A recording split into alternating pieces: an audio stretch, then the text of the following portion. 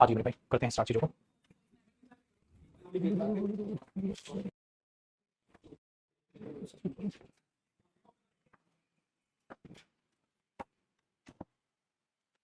चलिए मेरे दोस्त, आज की अगर क्लास की बात करें तो ये है प्रेपोजिशन क्लास नंबर 2।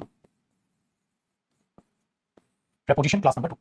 क्लास 1 हमारी कल हो गई थी और आज क्लास नंबर, कल मतलब यानी कि लास्ट वीक हुई थी, और अब इसकी बात करते हैं प्रेपोजिशन क्लास नंबर 2 की। मुझे लग रहा है शायद सेव किया था मैंने, उसको ओपन कर लेते हैं। भाई मेरी पहली क्लास में मैंने थोड़ा सा आपको जिक्र किया कि जो प्रेपोजिशन के हैं वो कॉन्सेप्ट पर बेस्ड, फिक्स प्रेपोजिशंस पे बेस्ड और फ्रेजल वर्ब पर बेस्ड कॉन्सेप्ट। बेटा फिर मैंने बात की कि जो प्रेपोजिशंस के इंट्रो जो छोटा सा एक लिया हमने सारी पार्ट्स ऑफ स्पीच का, उसके बाद फिर मैंने बोला कि प्रेपोजिशन एक रिलेटिंग वर्ड है जो दो वर्ड्स को सेंटेंस के रिलेट करती है। ठीक है, आगे जब वो रिलेट करती है तो ऐसा करके वो एक प्रेपोजिशनल फ्रेज बनाती है। जो प्रेपोजिशनल फ्रेज एक एक्स्ट्रा मीनिंग देती है, और वो एक्स्ट्रा मीनिंग या तो एडवर्ब फ्रेज का या एडजेक्टिव फ्रेज का काम करता है। ठीक है, वेरी गुड। फिर मैंने देखा कि जो एक्स्ट्रा इंफॉर्मेशन होगी, जो हेल्पिंग वर्ब है, वो एक्स्ट्रा इंफॉर्मेशन के हिसाब से नहीं आएगी। जो हेल्पिंग वर्ब है वो अकॉर्डिंग जो मेन सब्जेक्ट होगा उसके हिसाब से आएगी। ये नहीं कि जो उसकी एक्सप्लेनेशन है उस प्रेपोजिशनल फ्रेज का वर्ब से कोई लेना देना नहीं होगा। इस पर बेस्ड हमने कुछ क्वेश्चंस किए और ये पूरी की पूरी कहानी उसी को बयां करती है। आगे जी स्वागत। ठीक है, तो आज छोटू भाई यहां से हमारी इसकी क्लास नंबर 2 की अब हम शुरुआत कर रहे हैं। तो कंप्लीट प्रेपोजिशन का इंट्रोडक्शन आपको पता है, कंप्लीट प्रेपोजिशन की डेफिनेशन और उसमें बेस्ड बहुत सारे फंक्शंस आपने पता कर लिए। नेक्स्ट क्लास नंबर 2 आज जो हम स्टार्ट कर रहे हैं वो एक कॉन्सेप्ट जो मैंने कल लास्ट क्लास में कराया था उसी से रिलेटेड बात बता रहा हूं। नेक्स्ट आपको ये कॉन्सेप्ट करके ही एक चीज लिखनी है जिसमें मैं आपको सिखा रहा हूं प्रेपोजिशन के टाइप्स। देखो मेरे भाई, जो प्रेपोजिशन के टाइप्स होते हैं, टाइप से मेरा मतलब है कि जो प्रेपोजिशन आपको किस किस चेहरे में दिख सकती है, प्रेपोजिशन टाइप्स। और ये कॉन्सेप्ट में ही लिखना है आपने, ये कॉन्सेप्ट में ही लिखना है कि प्रेपोजिशन और टाइप्स। सबसे पहला अगर आप इसमें जिक्र करें तो हम सबसे पहले बोलते हैं सर सिंपल प्रेपोजिशंस होती हैं। सिंपल प्रेपोजिशंस होती हैं। सिंपल प्रेपोजिशंस का मतलब है जो भी प्रेपोजिशंस आप देखते हैं, ठीक है, जिन्हें सिंपल या आप इन्हें कॉमन प्रेपोजिशन के नाम से भी जानते हैं। अब भाई वो चीज प्रेपोजिशन आपको कैसे पता, आपने याद किया, आपने याद किया कि हाँ ये सब चीजें जो होती हैं ये सारी की सारी हमारी प्रेपोजिशंस होती है, आपने याद कर लिया। अब वो सिंपल प्रेपोजिशंस में कुछ भी लिख दो, मैंने बोला ऑन, एट, इन, ठीक है। अब देखो इनटू नहीं लिखा मैं, इसमें ऑन लिख रहा हूं, ऑन। इस तरीके से जितनी भी प्रेपोजिशन है, फॉर, सिंस, ठीक है, विद, आप ये जो लिखते चल रहे हैं ये होती है सिंपल प्रेपोजिशंस, जिसमें कोई और दूसरी प्रेपोजिशन जुड़ नहीं रही है। अलोंग विद नहीं लिखूंगा बेटा, विदाउट नहीं लिखूंगा मैं, इन टू नहीं लिखूंगा मैं, ऑन टू नहीं लिखूंगा। ये प्रेपोजिशंस ऐसी हैं जिनमें दूसरी एक और प्रेपोजिशन जुड़ी है। तो ऐसी प्रेपोजिशंस जो सिंगल हैंडेड आप ये कहो उन्हें सिंपल या कॉमन प्रेपोजिशन में हम जोड़ते हैं। अगर मैं दो प्रेपोजिशंस को जोड़ जोड़ बनाऊं तो उन्हें डबल प्रेपोजिशंस कह देते हैं। डबल प्रेपोजिशंस में आपको दिखेगी कि एक प्रेपोजिशन में दूसरी प्रेपोजिशन जोड़ दी गई है। Very good. आप ये देखते हैं ऑन टू, भैया ऐसा नहीं लग रहा on two on plus two से बना होगा। अच्छा ऐसे ही चुटकू इन टू, ऐसा लग रहा है इन प्लस टू से बना होगा। मैंने बोला विद इन, ऐसे लग रहा है विद इन विद प्लस इन से बना है कि नहीं। तो जो ऐसी प्रेपोजिशन हम लिख रहे हैं उनमें हमें ये समझ आ जाएगा कि ये प्रेपोजिशन जुड़ के बनी है, तो जुड़ने वाली को नहीं। अब अपॉन आप बोल रहे हो, अपॉन तो अपॉन कैसे बना है, अब प्लस ऑन से बना है। इन्हें डबल प्रेपोजिशन में बोल के चल रहा हूं। जो एक प्रेपोजिशन में दूसरी प्रेपोजिशन क्या होकर चलती है, ऐड होकर चलती है, उसको हम डबल प्रेपोजिशन में हम लेकर चल रहे हैं। तो एक प्रेपोजिशन हमारी सिंपल प्रेपोजिशन हुई, दूसरी प्रेपोजिशन हमारी डबल प्रेपोजिशन हुई। अब तीसरे देखो बेटा, कई बार आप देखते हैं कंपाउंड, ठीक है, तो उसे हम कंपाउंड प्रेपोजिशंस कहते थे, कंपाउंड प्रेपोजिशंस में, और इन्हें ही कई बार कॉम्प्लेक्स प्रेपोजिशंस भी कहते हैं। कंपाउंड में आप क्या करते हैं, जोड़ जोड़ के प्रेपोजिशन बनाते हैं। जैसे आप लेते हैं ऑन द बिहाफ ऑफ, आपने बोला इन फ्रंट ऑफ, ओ भाई साहब देखो आप बना रहे ना, कंपाउंड बना बना के उन्हें प्रेपोजिशन बना रहे हैं। इन द मिडल ऑफ, ठीक है, आप उसे क्या है, ऐसे कंपाउंड्स आप देखते हैं जिनमें आप प्रेपोजिशंस का इस्तेमाल देखते हो। ठीक है, आप ऐसे ही देखते हैं बेटा इन कंट्रोल ऑफ, ठीक है। एक होता है मेरे बच्चे इन द कंट्रोल ऑफ, तो इन कंट्रोल ऑफ और इन द कंट्रोल ऑफ में फर्क होता है, फर्क भी बाद में बता, दोनों अलग अलग। इस तरीके से बेटा जी इनको बोलते हैं कंपाउंड प्रेपोजिशंस, जिनमें आप कंपाउंड बनाए हुआ देखते हो, तो उनको हमें कंपाउंड प्रेपोजिशंस में लेके चलना है। ठीक है, ये दिमाग में रखिएगा। ये हो गया, आगे देखते हैं बंधु। फोर्थ कलर चेंज कर लो। फोर्थ हो गया बेटा जिसको पार्टिसिपल प्रेपोजिशन कहते हैं। देखो इसे पार्टिसिपल प्रेपोजिशंस क्यों कहते हैं, ये बनती है बेटा वर्ब से। तो कई बार आप क्या देखते हैं कि वर्ब की फर्स्ट फॉर्म प्लस आईएनजी, ठीक है, एरो एज अ प्रेपोजिशन, ऐसा लगेगा जैसे वो प्रेपोजिशन है। हाँ आपने बोला वो जा रहा है वहां, इंक्लूडिंग मी, इंक्लूडिंग मी, मेरे को इंक्लूड करके रखना भाई, ठीक है, इंक्लूडिंग मी। तो जब आप इंक्लूड शब्द यूज कर रहे हो, ठीक है, जैसे मैंने बोल दिया all the boys were there, सारे के सारे लड़के वहां थे, all the boys were there, हाँ, इंक्लूडिंग हिम या इंक्लूडिंग ही, तब तुरंत बोलोगे सर ऑब्जेक्ट आएगा इंक्लूडिंग हिम। सो ये जो इंक्लूडिंग है कहीं ना कहीं आपको एज अ प्रेपोजिशन आपको ये नजर आ जाएगा। ठीक है, कहीं ना कहीं एज अ प्रेपोजिशन आपको वो नजर आ जाएगा कि वर्ब की फर्स्ट फॉर्म प्लस आईएनजी भी आपको प्रेपोजिशन की तरह बेटा नजर आ रही है। ठीक है, ये चीज अपने दिमाग में रखिएगा, आसान है। तो अब एक बार आप इसको कॉपी करो बेटा, ये आपके मेन जो फंक्शंस हैं प्रेपोजिशंस के, आपको ये नजर आने स्टार्ट हो जाएंगे। यहां तक पहले कॉपी करो, 2 मिनट का समय है, इसके साथ साथ भी आप कॉपी कर ही रहे हो। हे भगवान।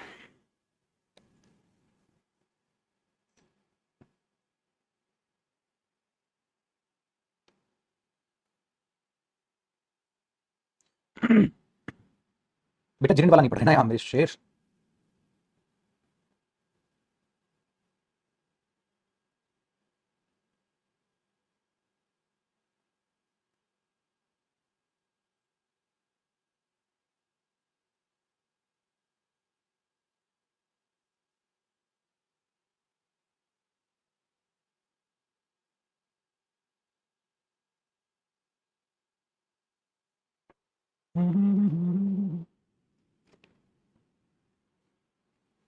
ठीक है भाई। तो ये इनके टाइप्स हो गए प्रेपोजिशन के बेटा स्ट्रक्चर पर बेस्ड, कि कैसे स्ट्रक्चर पर बेस्ड ये जो है ना टाइप आपको प्रेपोजिशन के दिख सकते हैं। अब आपने क्या करना है, ये कॉन्सेप्ट था प्रेपोजिशन के टाइप्स। अब देखो फिर से आप नेक्स्ट कॉन्सेप्ट लिखोगे और इसमें भी पता है क्या लिखोगे, साथ साथ कॉपी करना मेरे दोस्त, प्रेपोजिशन टाइप्स। आपने बोला सर मजाक कर, अभी तो लिखवाया आपने बेटा, वो मैंने टाइप्स लिखवाया कि प्रेपोजिशन बनी कैसे, फ्रेम कैसे हुई। फ्रेम एक प्रेपोजिशन हो सकती है, डबल प्रेपोजिशन हो सकती है, कंपाउंड प्रेपोजिशन हो सकती है, पार्टिसिपल प्रेपोजिशन हो सकती है। ये उसके स्ट्रक्चर बताए, ये उसके स्ट्रक्चर बताए। लेकिन अगर हम देखें टाइप्स उसके फंक्शन के हिसाब से, जैसे कुछ प्रेपोजिशन जो टाइम को दिखाती तो उन्हें हम बोल देते हैं प्रेपोजिशन ऑफ टाइम। तो अब उसके थोड़े फंक्शन के हिसाब से मैं आपको टाइप बता रहा हूं बेटा, कि हमने ये बोल दिया प्रेपोजिशंस ऑफ टाइम, कि टाइम की प्रेपोजिशंस होती हैं जो किसी टाइम को दिखाने की कोशिश करते हैं बेटा। जैसे he will come here on Friday, वो यहां फ्राइडे को आएगा, साथ साथ कॉपी करना बेटा एग्जांपल। तो आपने ऑन लिख दिया, ऑन फ्राइडे। अब अगर आप टेक्निकली देखोगे बेटा तो आपको ऑन प्रेपोजिशन नजर आएगा, ये प्रेपोजिशन का आपको ऑब्जेक्ट नजर आएगा, उत्तर जी ये प्रेपोजिशनल फ्रेज नजर आएगी, और ये अपने आप में किसकी तरफ इशारा कर रही होगी, टाइम की तरफ इशारा कर रही होगी। वो कब आएगा, वो फ्राइडे को आएगा, ठीक है, वो फ्राइडे को आएगा, ठीक है। तो उसके लिए आप जब आप लगा रहे हो ऑन फ्राइडे, तो ये टाइम को रेफर करने की कोशिश कर रहा होगा। आपने बोला ji sir, very good. Next देखो, दिस मार्केट, ठीक है, will be closed from 9 PM to 11 PM। भाई 9 से 11 वो मार्केट हमने बंद करवा दी।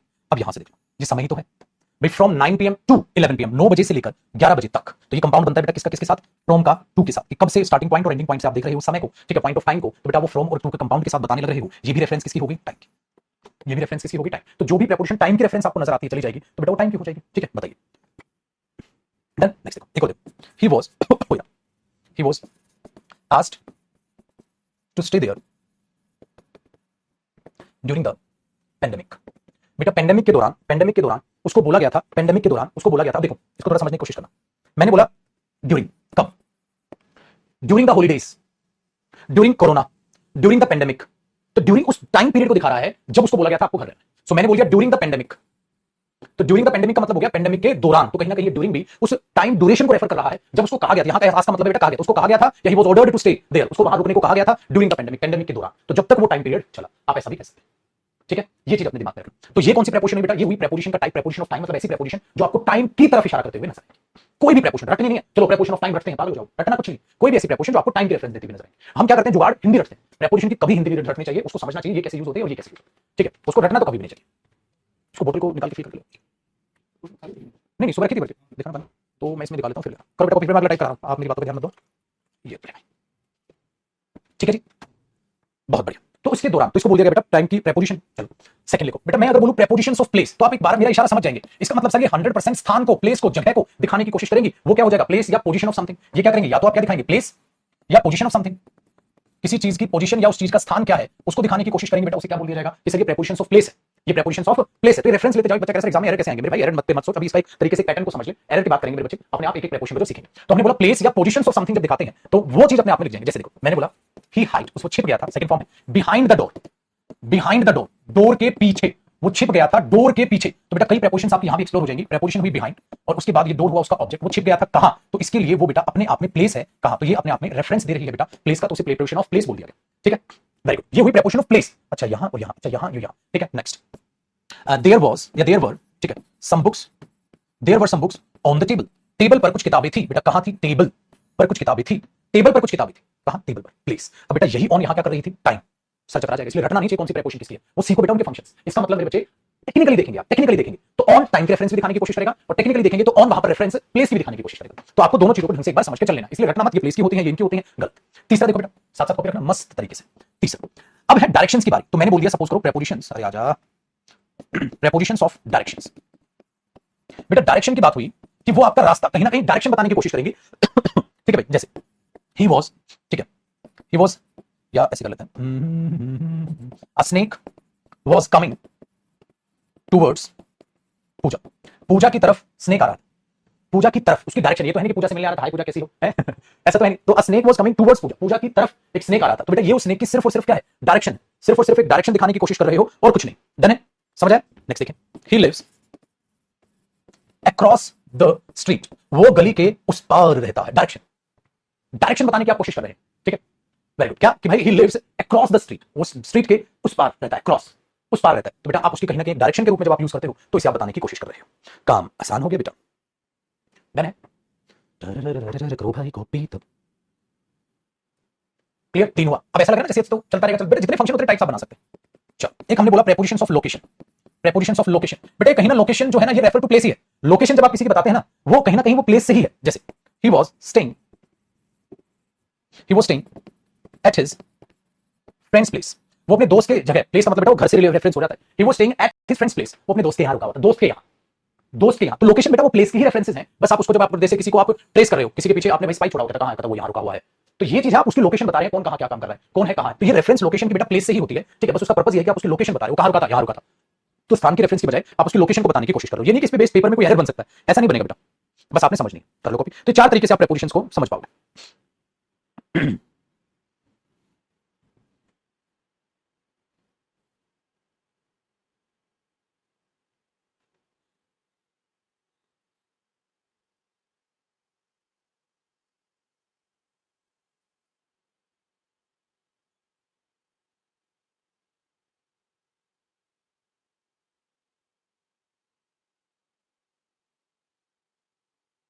बताओ मेरे बच्चे, करेक्ट है?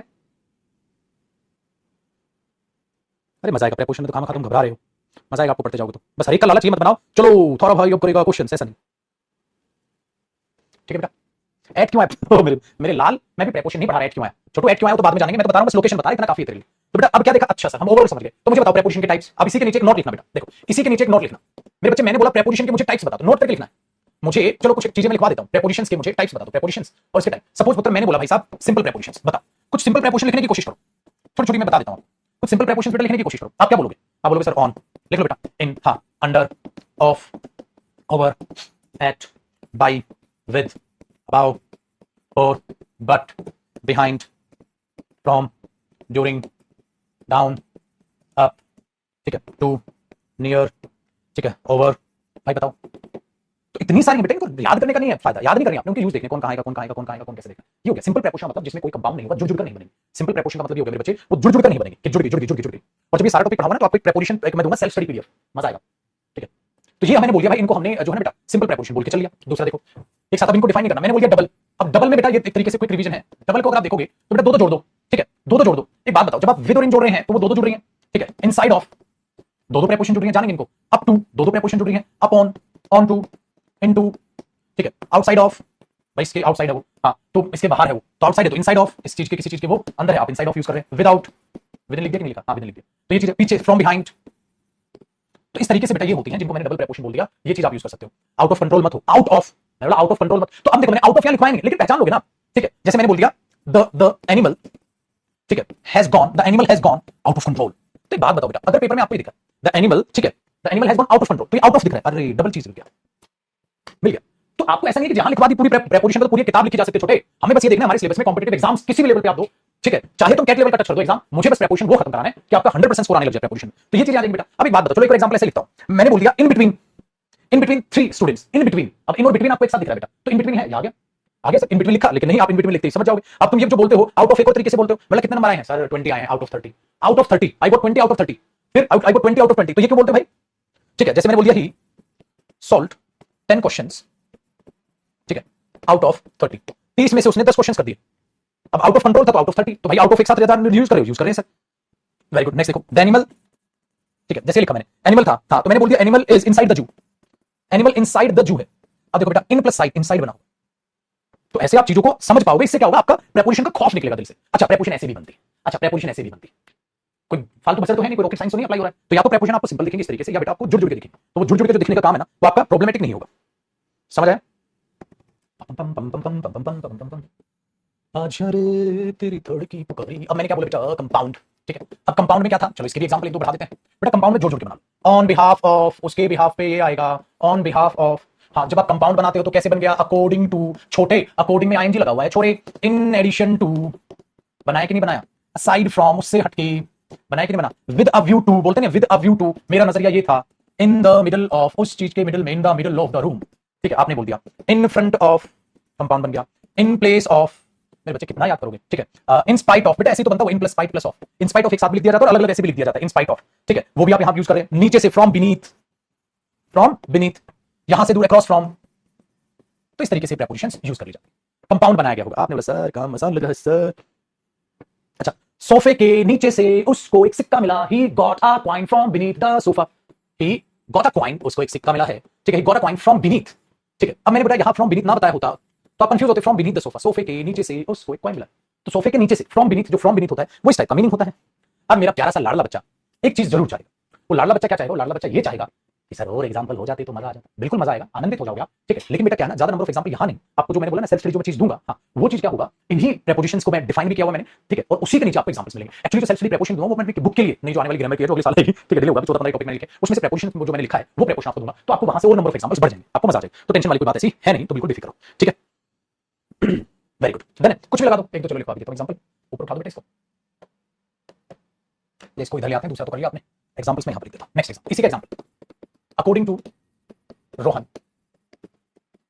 Mohan will come here. According to Mohan, Mohan के अनुसार तो मोहन यहां आएगा, ठीक है, वेरी गुड।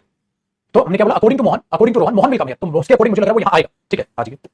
असाइड फ्रॉम, इस चीज से अलावा भी, असाइड फ्रॉम, ठीक है, असाइड फ्रॉम डांसिंग, बेटा डांसिंग नाउन है क्योंकि जिन है टेक्निकली, और प्रेपोजिशन का ऑब्जेक्ट जिन हो सकता है, ठीक है, ये चीज है। मैंने बोल दिया she also pledge hockey, aside from dancing से आल्सो प्लेज हॉकी, वो हॉकी भी खेलती है, ठीक है, वो हॉकी भी खेलती है असाइड फ्रॉम डांसिंग, डांसिंग के अलावा। तो बेटा यहां पर आपको असाइड फ्रॉम दिखाई दिया, यहां पर आपको अकॉर्डिंग टू दिखाई दिया, ठीक है। नेक्स्ट एग्जांपल मैंने बोल दिया the cops are running behind the thief, जो कॉप्स हैं वो चोर के पीछे दौड़ रहे हैं, तो उसके लिए आपने ये बोल दिया, ठीक है बेटा,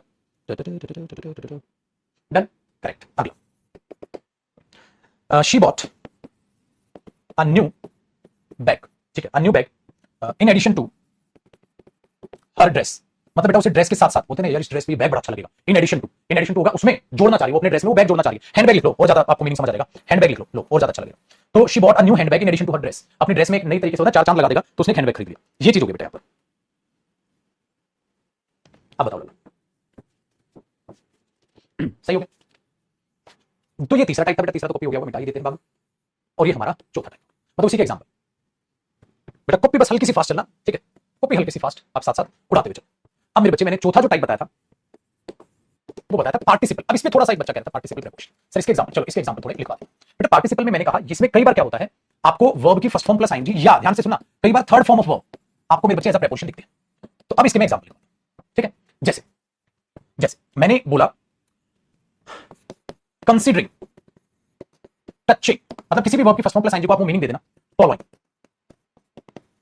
फेलिंग, सेविंग, वर्ब की थर्ड फॉर्म लिख लो, गिवन दिस सेंटेंस, बोलते नहीं है respected people taken, ठीक है, this sentences provided it, बशर्ते इसके, pleased, बेटा ज्यादातर ये आपके पास यूज होती, ये आपको ज्यादातर यूज की भी दिखती, ठीक है।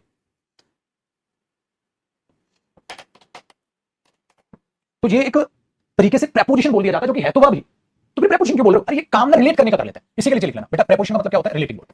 तो ये निकम्मे काम रिलेट करने का कर लेते हैं, ये काम रिलेट करने का कर लेते हैं। काम रिलेट करने का कैसे कर लेते हैं, चल चुटकू भाई अब एग्जांपल लिखते हैं इनके। काम रिलेट करने का कैसे करेंगे सर, ये देखना भाई, इनको क्यों प्रेपोजिशन का दर्जा दे दिया गया, ये रिलेट करने का काम कैसे कर सकते हैं, ठीक है। देख दो, मैंने बोल दिया पहला एग्जांपल, अरे चल यार, ही वाज सैड, वो उदास था, he was sad, comma, given the fact, इस फैक्ट के चलते, बोलते हैं ना गिवन द फैक्ट, बताओ given the fact he secured, अब बेटा उसके अच्छे मार्क्स आए होंगे, अब ज्यादा मार्क्स आए होंगे या कम मार्क्स आए होंगे, खुद से सोचो, ही सिक्योर्ड फ्यूअर मार्क्स, समझ रहे, कम, मतलब बाकियों से कम उसके नंबर क्यों आए, वो सेट था। तो गिवन द फैक्ट, इस फैक्ट के चलते, तो बेटा ये सडनली कैसे आ गया, फिर ये सडनली इस वजह से आ गया। तो ये given technically third form of verb है, लेकिन बेटा आप देखोगे तो ये रिलेटिंग वर्ड का यहां काम कर रहा है। गिवन द फैक्ट, इस फैक्ट के चलते, बोलते ना इस फैक्ट के चलते, इस बात के चलते, गिवन द टॉप, इस बात के चलते। तो जब आप ये डायरेक्टली बात बोल रहे होते हैं बेटा, तो ये चीज यहां बोलते हैं, ठीक है। Next, I wish to get this book, I wish, तो मैं कामना रखता हूं कि किताब मुझे मिल जाए, I wish to get this book, हाँ, ट्रांसलेटेड इनटू हिंदी, मैं ये आशा रखता हूं कि बुक मुझे ट्रांसलेटेड इनटू हिंदी मिल जाए। अब देखो, अब आप अगर देखोगे ट्रांसलेटेड टू हिंदी में बेटा ये जो ट्रांसलेटेड यहां है, ये रिलेटिंग वर्ड का काम कर रहा है। अब लेकिन आप क्या करते हो, इसे एडजेक्टिव बोल देते हो बेटा, क्या एडजेक्टिव बोल देते हो, I wish to get this book, मैं कामना करता हूं कि किताब मुझे मिल जाए, ट्रांसलेटेड इनटू हिंदी, हिंदी में ट्रांसलेट की, तो एडजेक्टिव हो गया। अरे एडजेक्टिव तो हो गया छोटू, लेकिन वो प्रेपोजिशन भी कहलाएगी, अगर ये तब भी वो एडजेक्टिव भी बनाएगी, तब भी वो एडजेक्टिव भी बनाएगी, और इसको एक दूसरे को क्या कर लेगी, वो रिलेट कर लेगी, ठीक है जी। ये चीज याद रखिएगा। आगे देखो बेटा, तो जब भी आप इनको देखोगे कि हाँ ये ऐसा चल रहा है, तो वो चीज जहां ना कहीं वो जब रिलेट करती है बेटा, तो वो यही तो है। उत्तर आपने कभी हिंदी नहीं देखी, बट मतलब ध्यान नहीं दिया टेक्निकली, ड्यूरिंग क्या है, ड्यूरिंग क्या है, ड्यूरिंग क्या है, ड्यूरिंग द एग्जाम। अरे ड्यूरिंग में भी मेरे बच्चे आईएनजी ही आपको नजर आएगा, बस आपने उस पर क्या नहीं दिया, ध्यान नहीं दिया, कि हमने उसको छोड़ दिया। चलो आगे देखो, मैंने बोल दिया no one was ready to help him during the fight, मेरे बच्चे। अब आपने ये ड्यूरिंग इतना पागलों की तरफ पढ़ डाला कि आपको ये अजीब ही लगना बन हो गया, उस पर भी आईएनजी था, अकॉर्डिंग टू आपने इतना पागलों की तरफ पढ़ डाला, तो अकॉर्डिंग में भी आईएनजी आपको नजर नहीं आया, तो वही चीज आपके साथ यहां होगी बच्चे। आपने क्या किया, ये ड्यूरिंग इतना ज्यादा पढ़ डाला कि ध्यान ही नहीं गया। भाई मेरे आज के बाद इनको भी पढ़ोगे तो इन पर भी ध्यान जाना चालू हो जाएगा, बशर्ते कि वो चीज आपके लिए बेटा नहीं ना हो। आगे देखिए, मैंने बोल दिया एज्यूमिंग द डिबेट, भाई डिबेट को ध्यान में रखते हुए, ठीक है, डिबेट को ध्यान में रखते हुए, एज्यूमिंग द डिबेट, ठीक है, उस चीज को ध्यान में रखते हुए मैं बोला एज्यूमिंग द डिबेट, हाँ, विल स्टार्ट एट 2 o'clock। अब हम क्या कर रहे हैं बेटा, तुम समझ नहीं रहे हो, तुम सोच रहे हो ये कंजंक्शन है, नहीं, ये एक रिलेटिंग वर्ड है, बस खाली ये रिलेट करने का काम कर रहा है, ठीक है। Assuming the debate will start at 2 o'clock, हाँ, let's go for a T, comma, let us go for a T. चलो ना यार चाय पे चलते, मतलब डिबेट तो 2 बजे चालू होगी, हाँ तो चलो ना यार चाय पे चलते। फिर आप क्या बोल रहे हो, वो एज्यूमिंग मेरे बच्चे एक तरीके से रिलेटिंग वर्ड, वो एक तरीके से रिलेटिंग वर्ड, और मेरे बच्चे रिलेटिंग वर्ड को हम प्रेपोजिशन कहते हैं। टेक्निकली दिन दहाड़े इस बंदे को एज्यूमिंग को आप कंजंक्शन तो कह नहीं सकते। अब जो तुम सपोजिंग लिख के खुश होते हो, नाचते गाते फिरते हो, अरे सपोजिंग कंजंक्शन थोड़ी ना बन जाएगा भाई, कंजंक्शन तो नहीं बनेगा, तो रिलेटिंग वर्ड बनेगा। तो वो रिलेटिंग वर्ड्स को बेटा जो कहीं ना कहीं आपको कनेक्ट करते हुए नजर आते हैं, ठीक है, तो वो यहां पर आप उन्हें कंजंक्शन कह नहीं सकते बेटा, तो उन्हें रिलेटिंग वर्ड कहा जाएगा। लेकिन रिलेटिंग वर्ड जो है प्रेपोजिशन होती है पार्ट्स ऑफ स्पीच में, तो उन्हें क्या कह दिया गया कि ये पार्टिसिपल प्रेपोजिशंस हैं। ये वो प्रेपोजिशंस हैं जिनमें हम वर्ब की फर्स्ट फॉर्म प्लस आईएनजी को, या मेरे बच्चे वर्ब की थर्ड फॉर्म को रिलेटिंग वर्ड की तरह यूज करते हैं। वहां कुछ कहना नहीं चाह रहे, उनको रिलेटिंग वर्ड की तरह यूज करें, भले ही फिर आप उनको चिल्ला चिल्ला के बोल दो ठाकुर एडजेक्टिव बन गया, ये बेटा वो एडजेक्टिव बन जाए बाद में, हमें कोई फर्क नहीं पड़ता, क्योंकि प्रेपोजिशनल फ्रेज रिलेटिंग वर्ड भी एडजेक्टिव भी एडवर्ब भी बनेगा, उससे कोई फर्क नहीं पड़ता क्या बन रहा है क्या नहीं बन रहा है। हाँ, लेकिन फर्क ये पड़ता है कि दोनों की दोनों बातें आप रिलेटिंग वर्ड की तरह यूज करने लग रहे हैं, जिसकी वजह से ये चीजें ऐसे यूज होती है। ये ध्यान रखना, कर लो बेटा कॉपी। अब तो समझ में आ गई बातें, ये ध्यान रखना।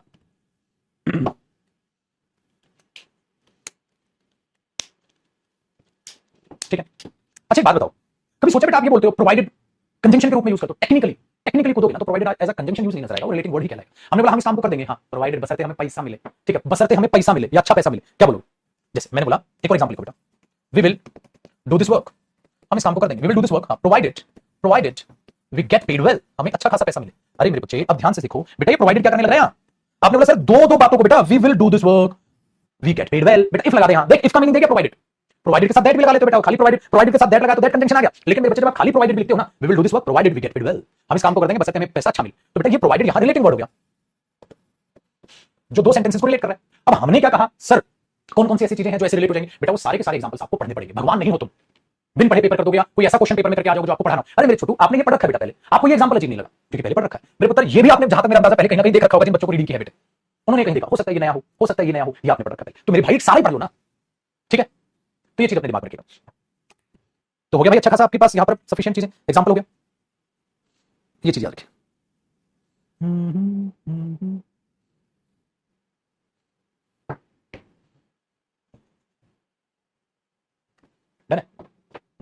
तो हम कई चीजों पे ध्यान नहीं देते, वो चीजें इंटरेस्टिंग होती, चीजें बड़ी इंटरेस्टिंग होती बेटा।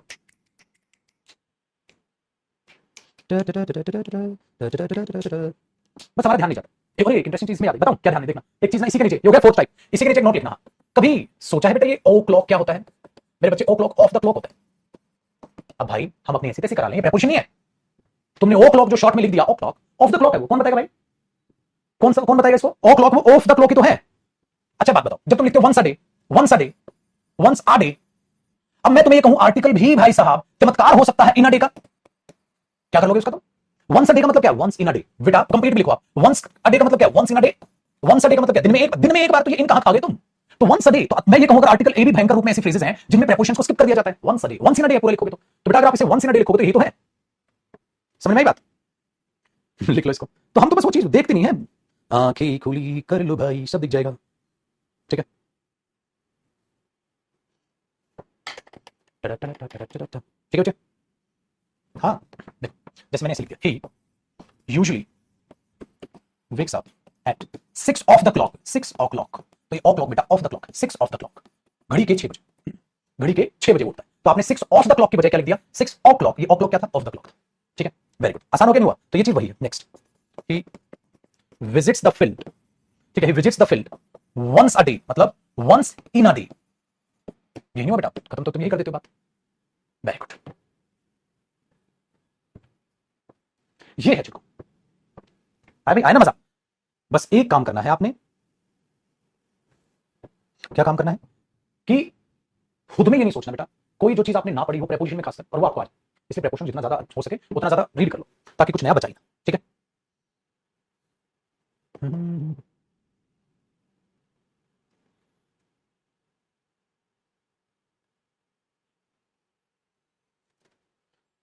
क्लियर जी पाजी।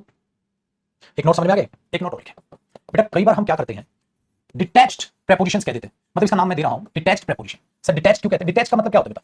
अटैच नहीं, डिटैच्ड मतलब उस चीज को तोड़ दिया, उस चीज को तोड़ दिया तो आपने डिटैच कर दिया। अटैच नहीं, क्या कर दिया? डिटैच कर दिया, तोड़ दिया। तोड़ने का मतलब क्या होता है? आपको ये ऐसी प्रेपोजिशंस होती हैं, ठीक है, जो हटा दी गई हैं या लगा दी गई हैं ending of the statement. Ending of the statement ये प्रेपोजिशन बस डिटैच कर दी जाती है। एक काम करो, हां इनको मूव कर दो एट द एंड, ठीक है, which has been detached or moved at the end, which has been detached or moved at the end of the statement, at the end लगा दो। वो समझ नहीं आ रहा कुछ, what are you waiting for? जाना काम कर ले, what are you waiting for? तुम ये जो डायलॉग बोलते हैं मेरे भाई, हम नहीं बोलते कैसे, what are you waiting for? what are you waiting for? इसका इंतजार है तेरे को। अब आपने क्या किया, ये फोर बाद में लगा दिया, इसका इंतजार है, और इस फोर को आपने तोड़ दिया। मतलब सर बेटा चुपचाप से बेचारा यहां लगा दिया। आपने नहीं बोला for what are you waiting, what are you waiting for. हमने बोला यार बेचारा इस फोर का नाता, फोर क्या है बेटा? प्रेपोजिशन है सर। आपने बोला फिर सर, हाँ सर ये रही इसकी वाइफ। आपने इसकी वाइफ को और इसके हस्बैंड को तोड़ दिया, ठीक है, आपने इनको तोड़ दिया, हटा दिया। आपने बोला हाँ सर ये तो बेचारा उससे रिलेट कर रहा है, ये तो उससे रिलेट कर रहा है, आपने तोड़ दिया, तो उसको क्या कर दिया? आपने हटा दिया। तो हटा देना ही यहां काम है बेटा। हमें बोलूं where are you coming back from, where are you coming back from, where are you, are समझ आएगा, where are you coming back from, कहां से वापस आ रही हो। Where are you coming back from, कहां से, कहां से, ये फ्रॉम वही है सर, जगह से, सर जगह को दिखा रहा है सर। हाँ तो जगह नहीं आया बेटा, उसके बाद प्रेपोजिशन नहीं आई, हाँ तो ये चीज है।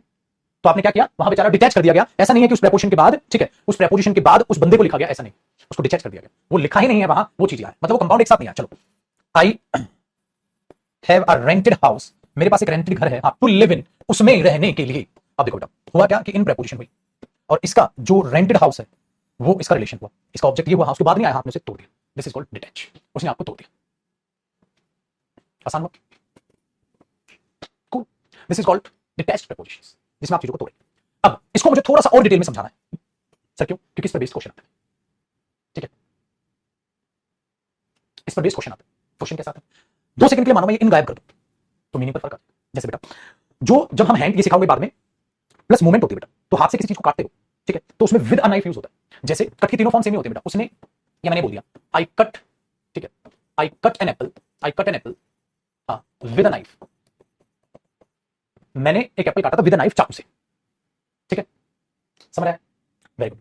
अभी बात बताओ मेरे बच्चे, कई बार क्या होता है कि जो प्रेपोजिशन के बाद हमें चीज लिखनी है ना, उसके रेफरेंस हम पहले दे जाते हैं। ध्यान से समझना, थोड़ा ट्रिकी पॉइंट है, लिख नहीं पाओगे, सिर्फ समझ पाओगे इस चीज को। तो ये एग्जांपल आपको और बेस्ट समझ आ जाएगा कि डिटैच्ड प्रेपोजिशन से मैं क्या कहने की मतलब कर रहा हूं। कई बार आप प्रेपोजिशन लिखते हो और उसका रिलेशन ना आप क्या करते हो, रेफरेंस दे जाते हो पहले, तो ऑब्जेक्ट लिखते नहीं हो। जैसे अभी इसको मैंने लिखा बेटा, तो आपने पूरा समझाया, आई कट एन एप्पल, हाँ, विद अ नाइफ, तो बेटा विद क्या हुआ? प्रेपोजिशन, और इस प्रेपोजिशन का ये चाकू मेरे बच्चे ऑब्जेक्ट हुआ, हाँ, तो इन्होंने घर परिवार बसा लिया, ये प्रेपोजिशनल फ्रेज बन गई। ऐसे ही तो सीखा आपने, प्रेपोजिशन, प्रेपोजिशन के बाद प्रेपोजिशन का ऑब्जेक्ट। लेकिन अगर कुछ ऐसा मैं करूं कि इस चाकू को पहले ले जाऊं, जैसे मैंने बोला आई वांट अ नाइफ, मेरे को एक चाकू चाहिए भाई, आई वांट अ नाइफ, हाँ मेरे को चाकू चाहिए, उससे काटने के लिए, किससे काटोगे? चाकू से काटेंगे। आई वांट अ नाइफ, मेरे को चाकू चाहिए उससे काटने के लिए, तो आई वांट अ नाइफ, हाँ, टू कट विद। अब मेरे बच्चे मेरी भावनाओं को आप समझ पाओ क्या? अब ऐसा हुआ मेरे बच्चे, जो वांट है इसका भी ऑब्जेक्ट नाइफ है, और मुझे इस प्रेपोजिशन की रेफरेंस भी नाइफ देनी है, हाँ, तो मुझे पागलों की तरह विद अ नाइफ दोबारा लिखने की जरूरत नहीं है, पागलपन होगा, ठीक है, मैं यहीं पर उसकी रेफरेंस कंप्लीट करूंगा। अगर दिमाग फिरा और आपने आपने मेरे बच्चे दोबारा अ नाइफ लिख दिया, वो अनर्थ हो जाएगा बेटा। वो क्या मीनिंग देगा मैं बताता हूं। मैंने बोला I want a knife to cut with a knife, पगले इसका मीनिंग हो जाएगा मेरे बच्चे, जैसे 2 सेकंड के लिए यहां एप्पल लिख लो, 2 सेकंड के लिए एप्पल मानो, I want an apple to cut with a knife, मुझे कोई सेब चाहिए चाकू से काटने के लिए, तो चाकू से किसको काटोगे? सेब को काटोगे। अगर तुमने ये अर्थ लिखा तो ये नॉनसेंस मीनिंग देगा बेटा। क्या मीनिंग देगा? मेरे को एक चाकू चाहिए चाकू से काटने के लिए, तुम चाकू को चाकू से काटोगे। आपने बोला हाँ सर मामला तो गड़बड़ है, इसका मतलब अगर पेपर में, ठीक है, हाँ, तो ये चीज नॉनसेंस क्रिएट करेगी। फिर आपने एक और राज किया इस क्वेश्चन का, सर एक काम करता हूं मैं सिर्फ ये लिखता हूं, sir I want a knife to cut, sir एक काम करता हूं मैं विद लिखता ही नहीं, जो विद आपने यहां लिखा है, मैं सर इस क्वेश्चन पे ऐसे लिख दूं I want a knife to cut. मैंने बोला अब सुन बेटा, अगर मैं यहां पर लिखूं I want an apple to eat, देखना क्या खतरनाक meaning, I want an apple to eat, मेरे को एक सेब चाहिए खाने के लिए, हाँ, तो खाओगे क्या? सेब खाओगे। I want an apple to eat, मेरे को एक सेब चाहिए खाने के लिए, तो खाओगे क्या? सेब खाओगे। अच्छा, मेरे को चक्कू चाहिए काटने के लिए, तो काटोगे क्या? चक्कू काटोगे या चक्कू से काटोगे? चक्कू से काटोगे, चक्कू नहीं काटोगे। अगर चक्कू नहीं काटोगे, चक्कू से काटोगे, तो प्रेपोजिशन लगाना जरूरी है छोटू, वरना पेपर में यहां एरर हो गया। ये तो सही हो गया सेंटेंस, मेरे को एक सेब चाहिए खाने के लिए, क्या खाओगे? सेब खा लोगे। मेरे को चक्कू काटने के लिए चाहिए, तो चक्कू काटने को, चक्कू काटने के लिए चाहिए, चक्कू काटने के लिए चाहिए, मुझे चक्कू चाहिए चक्कू से काटने के लिए, तो मुझे चक्कू चाहिए उससे काटने के लिए, उससे बोलना बहुत जरूरी है, वरना अनर्थ हो जाएगा मेरे बच्चे। तो इस कट जो है, हाँ, इसकी एक्सप्लेनेशन चक्कू को बना देगा। अगर इसकी एक्सप्लेनेशन चक्कू बना नहीं सकता, चक्कू को नहीं काटते, चक्कू से काटते हैं, तो उसके साथ प्रेपोजिशन आना बहुत जरूरी है। तो मैंने काटा था एक एप्पल चक्कू से, मुझे चक्कू चाहिए उससे काटने के लिए, वो से बोलना बहुत जरूरी है। अगर मैं ये बोल दूं मुझे चक्कू चाहिए चक्कू से काटने के लिए नहीं, उससे, तो विद लगा के छोड़ दो, ताकि इसका और इसका कॉमन ऑब्जेक्ट बन जाए, बात सेंसिबल लगे। अगर मैं उसको ऐसे लिख दूंगा तो इसका मतलब जो है मुझे एप्पल चाहिए खाने के लिए, तो मुझे चक्कू चाहिए काटने के लिए नहीं, उससे काटने के लिए, तो यहां लगाना बहुत जरूरी है। इसीलिए मेरे बच्चे, अगर मैं यहां से लगा दूं I have a rented house to live, I have a rented house to live in, उसमें रहने के लिए, तो अगर मैं इन नहीं लगाऊंगा तो बेटा ये जो वर्ब है, हाँ, ये रिलेट नहीं करेगी, बकवास हो जाएगा, ठीक है। कॉपी करो, एक दो एग्जांपल इसका देता हूं। तो this is called detached prepositions, बड़ा इंटरेस्टिंग। कॉपी करो, फिर देखता हूं एक एग्जांपल।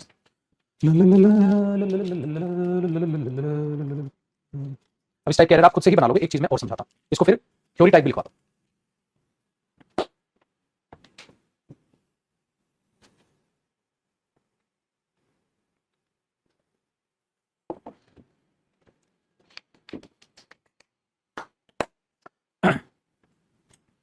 Okay okay.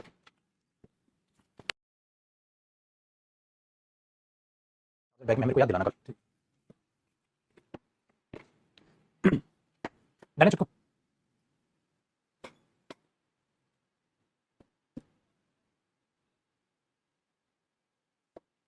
देख मेरे, इसी के नीचे आपने एक चीज लिखनी है। होता क्या है बेटा कि चमत्कार ये होता है, आप यहां जो लिखना चाह रहे हो ना, वो चीज उल्टी हो जाती है। जैसे अगर मुझे एक सेंटेंस बनाना है, मैं एक किराए के मकान में रहता हूं, तो आप क्या बनाओगे? अगला एग्जांपल बेटा समझो, I live in a rented house. मेरे बच्चे, क्या आप इसको ऐसे लिख पाओगे? आई लिव रेंटेड हाउस तो नहीं, क्योंकि बेटा I live in a rented house तो हो सकता है। क्यों? क्योंकि रहने को, इस वर्ब को रेंटेड हाउस से रिलेट करने के लिए आपको प्रेपोजिशन चाहिए। अगर मेरे बच्चे को प्रेपोजिशन नहीं होगी तो वो आपस में रिलेट नहीं करेगा। तो आप क्या लिखोगे? I live a rented house गलत हुआ, I live in a rented house बेटा सही। I live in a rented house, मैं किराए के मकान में रहता हूं, ये सही हुआ, वो गलत हुआ। अब जरा इस खोपड़ी का इस्तेमाल करो। मैं कुछ ऐसा चमत्कार करने वाला हूं, मैं कुछ ऐसा चमत्कार करने वाला हूं कि इस रेंटेड हाउस को आगे ले जाऊं और इस लिव को पीछे ले जाऊं, तो छोटे फर्क कोई नहीं पड़ेगा बेटा, फिर भी लिव और इस रेंटेड हाउस को रिलेट करने के लिए इनकी जरूरत पड़ेगी। ऐसा चमत्कार कैसे होगा? मैंने इसी सेंटेंस को ऐसे बोल दिया बेटा, आई want a rented house, I want a rented house, मेरे को एक किराए का घर चाहिए, मेरे को किराए का घर चाहिए। अच्छा करोगे क्या किराए के घर का? उस किराए के घर में हम रहेंगे, ठीक है? बताओ बेटा, उस किराए के घर में मैं रहूंगा, तो I want a rented house to live. अब मेरे बच्चे 2 मिनट खोपड़ी का इस्तेमाल कर, ये लिव क्या है मेरे बच्चे? वर्ब। इस वर्ब को आपको किससे रिलेट करना है? Rented house. कर लेगा क्या? लिव के बाद रेंटेड हाउस बोल के देख, बोल पाएगा? I live a rented house, I live in a rented house, यही है बेटा। तो पेपर में इसको एरर नहीं बना देगा, तू कहेगा I want a rented house to live. तेरे को तो हिंदी का जुगाड़ सही लगेगा, सही सेंटेंस लगेगा। अब तेरे को तो हिंदी का जुगाड़ सही सेंटेंस लग गया, अब इसको सोच के ये देख बेटा, मेरे को घर चाहिए रहने के लिए, क्या करेगा? घर का रहूंगा उसमें, उसमें रहेगा। तो गधेड़ू उसमें रहेगा, वो मैं बोल तो ले, वो मैं की तो ऐसे कैसे कर दी, तूने बोला ही नहीं। अब बेटा ये वर्ब इससे रिलेट करने के लिए प्रेपोजिशन चाहिए, रिलेट करने के लिए प्रेपोजिशन चाहिए, प्रेपोजिशन की जरूरत है बेटा। पेपर में यहां एरर माना जाएगा, अब वो प्रेपोजिशन यहां तो लिख नहीं सकता, तो आपको छोटू यहां पर इन लिखना पड़ेगा, तब सही होगा। तो भाई अब दोहराओ, मैंने इसी चीज को ऐसा सेटअप बनाया, ये आगे और ये पीछे करते भाई मेरे, वही काम मैंने यहां समझाने की कोशिश की कि बेटा अगर चाकू से काटोगे तो विद नाइफ होगा। मैं कुछ ऐसा घुमा के पहले लिख दूं, मेरे को चाकू चाहिए उसे काटने के लिए, तो उस चाकू को काटने को, ठीक है ना बेटा, उसको नाइफ को और कट को रिलेट करने के लिए कट विद नाइफ होता है, कट नाइफ नहीं होता। चाकू को काट देगा कि तू पागल हो गया? कट विद नाइफ होगा। तो क्या करना है पेपर में, कैसे पहचानोगे उसको? उसकी रेफरेंस से बोल के देख लो, तागिदा तागिदा तागिदा तागिदा, cut knife cut with knife, cut with, तो विद लगाना। ओह भाई उम्मीद करता हूं अब तो दिमाग में ये बात आ गई। कैसे पेपर में आप पहचानोगे कि डिटैच्ड प्रेपोजिशन का केस है, यहां पर उस प्रेपोजिशन का जो फ्रेज है उसको डिटैच किया गया है, क्योंकि कहीं ना कहीं वो रिलेट की गई, तो वो रिलेट की गई होगी या सेंस पूरा हो रहा हो। तो उस चीज को समझने की बहुत अच्छी कोशिश आपके दिमाग में आ जाएगी।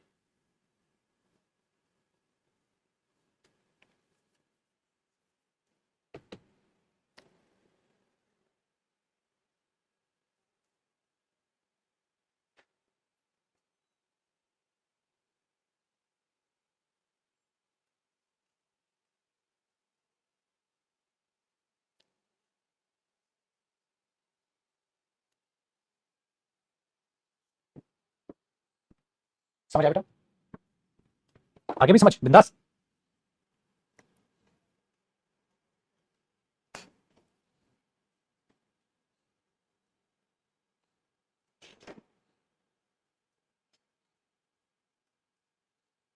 है ना?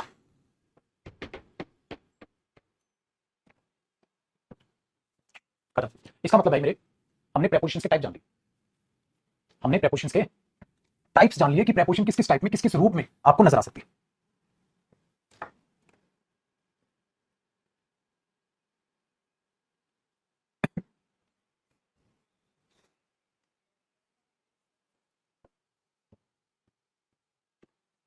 चलो अब अब चालू होगा बेटा प्रेपोजिशंस में, हर एक जो जो प्रेपोजिशंस आपके एग्जाम में पूछी जाती है, उन सब प्रेपोजिशंस के यूज, जिसमें हम कल की क्लास में स्टार्ट करेंगे यूज ऑफ बाय, कि भाई बाय प्रेपोजिशन कैसे कैसे, कब कब, कहां कहां, कैसे स्टार्ट होती है। तो प्रेपोजिशंस के टाइप्स के बाद अब प्रेपोजिशंस के आपको क्या देखने हैं, ठीक है?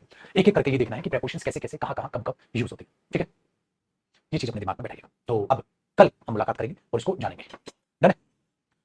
अरे आज मैच मैच है क्या? कौन से दिख रहे हैं? फाइनल?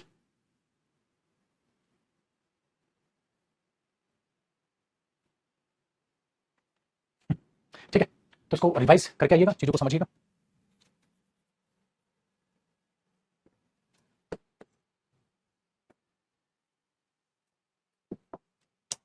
और बताओ बेटा, ठीक है? तो अपने ध्यान में इन बातों को रख के और आगे बढ़िएगा। तो मुलाकात कल, और कल से चीजों को और जानेंगे, आगे चीजों को पढ़ेंगे और समझने की कोशिश करेंगे। मैं तो आज वोकेब की क्लास लेने का सोच रहा था, लेकिन मैच और फाइनल है तो बाबू फिर तो नहीं बनेगी बात।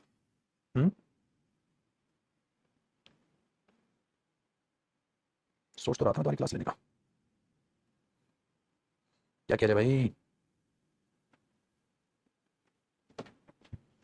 तो फिर कल मुलाकात करते हैं अपना सेम टाइम। मुस्कुराते रहिए, गाते रहिए, रिवीजन करके कल मुलाकात करिए। ठीक है, चलो बाय।